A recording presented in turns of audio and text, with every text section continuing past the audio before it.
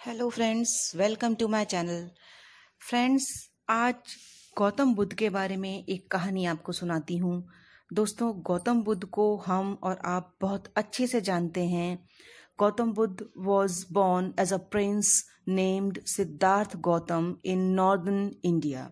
Northern India में गौतम बुद्ध जो है वो एक राजकुमार के रूप में पैदा हुए थे और उनका बचपन में नाम था सिद्धार्थ गौतम। 12 साल की उम्र में उन्हें हिंदू धर्म की शिक्षा के लिए, स्कूलिंग के लिए उन्हें भेज दिया गया गुरुकुल में। और कुछ समय बाद जब वो वहाँ से लौटे, उन्होंने शिक्षा प्राप्त कर ली। उसके बाद उनकी शादी कर दी गई एक प्रिंसेस के साथ और उसके बाद उनका एक बेटा हुआ। उसके बाद 10 साल तक वो एक रॉयल लाइफ जीते रहे, शाही जिंदगी जीते रहे।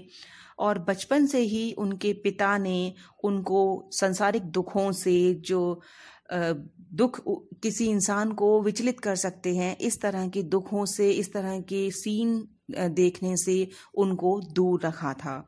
उनको राजमहल में हर तरह की सुख सुविधाएं दी गई थीं और किसी भी दुख की छाया उन पर नहीं पड़ने दी जाती थी। लेकिन इतने सब प्रोटेक्शंस के बाद भी एक बार जब वो अपने रथ पर घूमने निकले तो उन्होंने एक बीमार आदमी को देखा और अपने सारथी से उस बीमार आदमी के बारे में पूछा। उसके बाद उन्होंने एक बूढ़े आदमी को देखा जो कि लाठी पर झुका हुआ था। उसे देखकर वो परेशान हुए। उन्होंने फिर अपने सारथी से उसके बारे में पूछा और जानने की कोशिश की। उसके बाद थोड़ी दूर चलने पर उन्होंने एक आदमी की चिता जलते हुई देखी। उसको देखकर वो बहुत विचलित हो गए कि एक इंसान जो इतना सुंदर दिख रहा था, उसे अचानक से अर्थी पर लेटा करके उसके शरीर को जला दिया गया। ये देखकर वो बहुत विचलित हो गए। उसके बाद थोड़े दिन बाद जब वो दोबारा घूमने निकले तो उन्होंने देखा कि रास्ते में एक भिखारी पैसे और खाने के लिए भीख मांग रहा है। इन सब चीज़ों से उनका मन बहुत विचलित हो गया और वो सच्चे ज्ञान की, केवल ज्ञान की तलाश में सांसारिक सुखों को छोड़ करके तपस्या के लिए जंगल में निकल गए। 7 साल तक वो इधर उधर भटकते रहे ज्ञान की तलाश में। इधर से उधर, इस गांव से उस गांव घूम घूम करके वो ज्ञान हासिल करने की कोशिश करते रहे। और उसके बाद एक पीपल के पेड़ के नीचे वो केवल ज्ञान प्राप्त करने के लिए बैठ गए। 7 दिनों तक बड़ी तपस्या करने के बाद उन्हें केवल ज्ञान यानी एनलाइनमेंट प्राप्त हुआ। और उनका उस पेड़ का नाम, जिस पेड़ के नीचे उन्हें वो बोध प्राप्त हुआ था, वो केवल ज्ञान प्राप्त हुआ था, उसका नाम बोधि वृक्ष रखा गया। It is called Bodhi tree.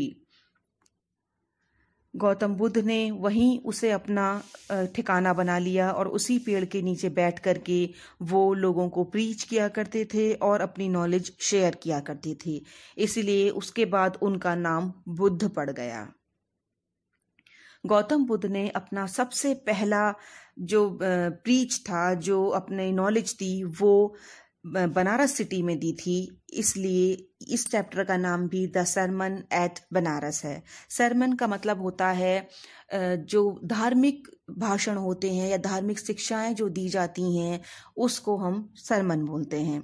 तो ये फर्स्ट सरमन उनका बनारस सिटी में दिया गया था।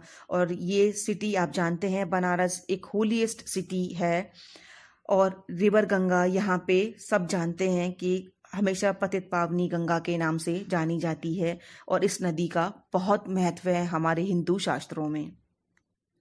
अपने इस सरमन में गौतम बुद्ध ने जो कुछ कहा, उन शब्दों से उनका विजडम झलकता है और ये ज्ञान झलकता है कि इंसान के जीवन में जो भी सफरिंग्स हैं उनको रोकना असंभव है। यानी कि इंसान के जीवन में जो कुछ भी उसको झेलना लिखा है या मनुष्य होने की वजह से उसको जो कुछ भी देखना है, जो कष्ट भोगने हैं, उन्हें कोई भी उनके जीवन में आने से रोक नहीं सकता। अब ये हमारा नज़रिया होता है कि हम उन कष्टों को किस तरह झेलना चाहते हैं या अपनी तकलीफ़ों को हम किस तरीके से लेते हैं। दोस्तों, यहाँ शुरू होती है कहानी किस्सा गौतमी की। किस्सा गौतमी एक लेडी थी जिसका अकेला बेटा एक दिन मर जाता है। वो बहुत दुखी होती है, विलाप करती है और अपने बेटे की डेड बॉडी अपनी बाहों में लेकर के, अपनी आर्म्स में उठा करके वो डोर टू डोर भटकती है और अपनी बेटे के लिए मेडिसिन्स हर पड़ोसी के पास जाकर के मांगने की कोशिश करती है। लेकिन नेबर्स उसके ऊपर तरस तो खाते हैं, लेकिन वो जानते थे कि ये बेटा मर चुका है, इसलिए वो उसकी कोई हेल्प नहीं कर सकते। वो हेल्पलेस खड़े होकर के उसको केवल सांत्वना देने की, कंसोल करने की कोशिश करते रहते हैं और कहते हैं कि ये तो भगवान की इच्छा है, इसके आगे कोई कुछ नहीं कर सकता। लेकिन वो बेचारी माँ अपने बेटे के प्यार से मजबूर कुछ नहीं सुन पाती, कुछ नहीं समझ पाती। एकदम अचानक से उसके सामने एक आदमी आता है और वो उसको सजेस्ट करता है कि यहाँ से थोड़ी दूर पर एक शाक्य मुनि हैं जो बुद्ध कहलाते हैं, तुम उनके पास जाओ, हो सकता है तुम्हारी इस परेशानी का हल उनके पास हो, शायद वो तुम्हारे बेटे को जीवित कर दें। बस इन शब्दों से एक नई आस उसके मन में जगती है और अपने बेटे को अपनी बाहों में उठा करके वो दौड़ी दौड़ी गौतम बुद्ध के पास पहुंच जाती है। गौतम बुद्ध से रो रो कर अपनी सारी कहानी कहती है, अपने बेटे को दोबारा से जीवन देने की, उसको खड़ा कर देने की मांग करती है। गौतम बुद्ध समझ जाते हैं कि इस माँ की आंखों पर उसके बेटे के प्यार की पट्टी बंधी है, इसलिए ये समझ नहीं पा रही कि ये बेटा मर चुका है, अब दोबारा जिंदा नहीं हो सकता। क्योंकि एक बार जाने के बाद, एक बार मृत्यु को प्राप्त करने के बाद कोई भी वापस नहीं आ सकता है। लेकिन वो उसका दिल नहीं तोड़ना चाहते थे, इसलिए वो उससे कहते हैं, ठीक है, तुम्हारे बेटे को मैं ठीक कर दूंगा, लेकिन तुम किसी घर से जाकर के हैंडफुल ऑफ मस्टर्ड सीड्स, मतलब एक मुट्ठी सरसों का दाना मेरे पास ले आओ। और ये ध्यान रखना कि सरसों के दाने उस घर से लेकर के आना जिस घर में कभी भी मौत ने दरवाजा ना खटखटाया हो, मतलब जिस घर से कभी कोई अर्थी ना उठी हो, जिस घर का अपना कोई परिजन कभी भी मृत्यु को प्राप्त ना हुआ हो। किस्सा सोचती है कि ये तो बहुत ही आसान है, किसी भी घर के दरवाजे से जाकर के मैं सरसों की एक मुट्ठी बीज ले आऊंगी। वो कई घरों में जाती है, दरवाजे खटखटाती है और सबके सामने ये पूछती है कि अगर आपके घर में किसी की डेथ ना हुई हो कभी, तो प्लीज मुझे एक मुट्ठी सरसों के दाने दे दीजिए। लेकिन हर दरवाजे पर उसको यही सुनने को मिलता है कि नहीं, ऐसा कभी ही नहीं हुआ कि इस दरवाजे से कभी कोई ना गया हो, क्योंकि इतने बड़े बड़े परिवार हैं, इतने पीढ़ियों से चले आ रहे परिवार हैं, जो आया है वो तो गया ही है। ये सोचकर वो आगे बढ़ती है कि कोई नहीं, इस दरवाजे पे ना सही किसी और दरवाजे पर मुझे कुछ मिल जाएगा। लेकिन हर दरवाजे से उसे खाली हाथ लौट के आना पड़ता है। अब धीरे धीरे उसे एहसास होने लगता है कि कहीं वो अपने बेटे के प्यार में अंधी तो नहीं हो रही, क्योंकि जितने दरवाजे उसने खटखटाए हैं उन सभी पर कहीं ना कहीं मौत की छाप पड़ी है, यानी उन सभी दरवाजों से कोई ना कोई मृत्यु को प्राप्त होके बाहर निकला है। Death is common to all. अब जाके उसे ये एहसास होने लगता है। वो थकी हारी शाम पड़े पे टिमटिमाते हुए दीपकों को जलता हुआ देख के ये सोचने लगती है कि क्या जीवन भी ऐसा ही है, इन टिमटिमाते दीपों की तरह से जो एक एक करके बुझते जा रहे हैं और धीरे धीरे अंधेरा बढ़ता जा रहा है। क्या जीवन भी ऐसा ही है कि धीरे धीरे आशा की सारी किरणें बुझती चली जाती हैं। आज एक दिन, कल 2 दिन, कल साल, ऐसे करके जीवन निकलता जाता है और हमारी जीवन में एक दिन मौत का अंधकार छा ही जाता है। वो मन में समझने लगती है कि अब उसको समझ आने लगता है कि क्यों ऐसा हुआ कि गौतम ने उसे ऐसे घर से एक मुट्ठी सरसों लेके आने के लिए कहा जहां किसी की मौत ना हुई हो। वो वापस अपने आप को धीरज बंधाती हुई गौतम बुद्ध के पास पहुंचती है। अब गौतम बुद्ध उसको ये समझाते हैं कि life of morals is troubled, brief and combined with pain, यानी हम मॉर्टल्स हैं, हमारा शरीर जो है वो नश्वर है, एक ना एक दिन खत्म होगा ही होगा, और इसीलिए मनुष्य के जीवन में ट्रबल्स और दुख और पेन ये सब भरा हुआ है, इससे हम अपने जीवन को अलग नहीं कर सकते हैं।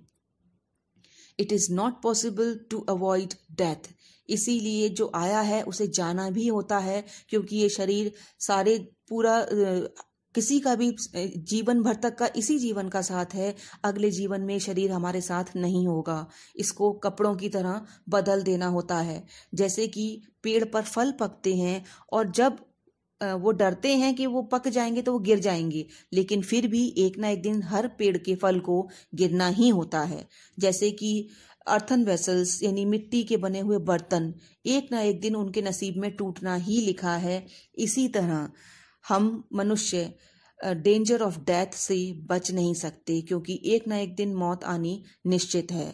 जो समझदार हैं या मूर्ख हैं वो ही जिंदगी और मौत के इस फासले को कम करने की या इसे पलटने की कोशिश करते हैं। समझदार इंसान ये अच्छे से समझता है कि एक ना एक दिन मुझे भी जाना है, मेरे प्रियजनों को भी जाना है। वो अपने आप को इसके लिए तैयार करता है। अपने किसी प्रियजन के जाने पर दुख होता है, लेकिन अगर उस दुख को, उस विलाप को हम अपने चारों तरफ लपेट लें तो वो केवल हमारे शरीर को कष्ट दे सकता है, जाने वाले को वापस कभी नहीं ला सकता। और अगर एक बार ये चीज समझ में आ जाती है कि जो आया है वो जाएगा ही, तो अपने प्रियजन के जाने का उतना दुख नहीं होगा। हमें पीस ऑफ माइंड मिलेगा और अपने आप से हमारे दुख कम हो जाएंगे और हमें ऐसा महसूस होगा कि अब हम भगवान के करीब पहुंचने लगे हैं। तो ये था द सरमन एट बनारस, यानी गौतम बुद्ध का बनारस में दिया गया पहला भाषण या पहला उनका धार्मिक भाषण। तो दोस्तों, आई होप आपको ये नॉलेज से भरी हुई कहानी बहुत पसंद आई होगी। प्लीज़ मेरी इस वीडियो को आगे शेयर ज़रूर करें।